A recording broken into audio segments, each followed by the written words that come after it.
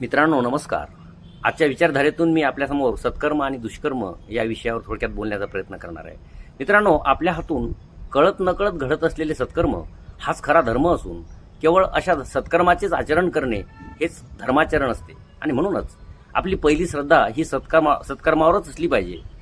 आपल्या नशिबात असेल तसे घडेल असे म्हणणे निराधार असून आपण जे काही चांगले वाईट करू त्याचप्रमाणे आपले नशीब हे घडत असते.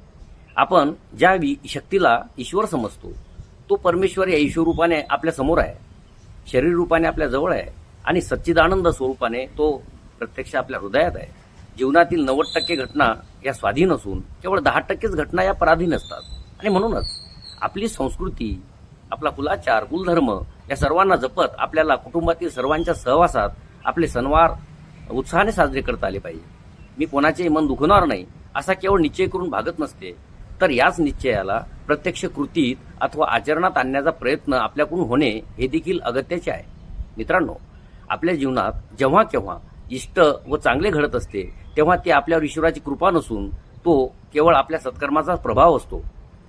भाग्यामुळे कर्म नव्हे तर आपल्या कर्मामुळेच भाग्य बदलत असते. त्याचप्रमाणे आपल्या जीवनात जेव्हा एखादे अनिष्ट किंवा वाईट घडत असते तेव्हा तो परमेश्वराचा कोप वगैरे काही नसून तो केवळ आपल्याच दुष्कर्माचा प्रताप असतो. मित्रांनो, ज्ञान म्हणजे तुम्ही काय करू शकता याचे भान असणे आणि शहाणपण म्हणजे कधी काय करू नये याविषयीची जाण असणे होय. परिस्थितीच्या फुग्यामध्ये कष्टाची हवा भरून आपले आयुष्य भरभरून जगणं हे गरिबीतच जास्त जमत असतं. आयुष्यात लागलेली प्रत्येकच ठेच आपल्याला हेच सांगत असते की रस्ता कसाही असो, विश्वास मात्र स्वतःच्या पायावर जास्त ठेवायचा असतो. अर्थाशिवाय संसारा फाटका तर परमार्थाशिवाय तो नकटा ठरत असतो. निखळ हास्याला श्रीमंतीची नव्हे तर समाधानाची गरज असते आणि म्हणूनच ते हास्य तुम्ही कशामध्ये शोधता यावरच तुमचा आनंद अवलंबून असतो. मित्रांनो, राग आल्यावर ओरडायला कधीच ताकद लागत नसते, तर राग आल्यावर खरी ताकद लागते ती शांत बसायला. शब्द येतात तर हृदयातून पण अर्थ निघत असतात डोक्यातून. म्हणूनच बोलताना प्रथम योग्य विचार करावा आणि प्रसंगी शांत राहण्याचा प्रयत्न करावा.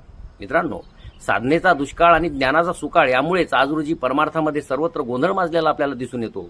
परमेश्वराचे निसर्ग नियम व त्याचे मानवी जीवनावर होणारे बरे वाईट परिणाम हे लक्षात घेऊन मानवी कल्याणासाठी स्वीकृत केलेली विचारधारा म्हणजेच धर्म. याप्रमाणेच आपल्याला या धर्माची व्याख्या करता येऊ शकेल. माझ्या मते याप्रमाणेच आपणास धर्माची व्याख्या करता येऊ शकेल. आजच्या विचारमालेतून मला आपल्याला समोर एवढे स्पष्ट करायचे होते. जर आपणास हे विचार आवडत असतील तर व्हिडिओला लाईक करा, कमेंट करा आणि अर्थातच माझ्या चॅनलला सबस्क्राईब करा. आपला आभारी आहेच. धन्यवाद.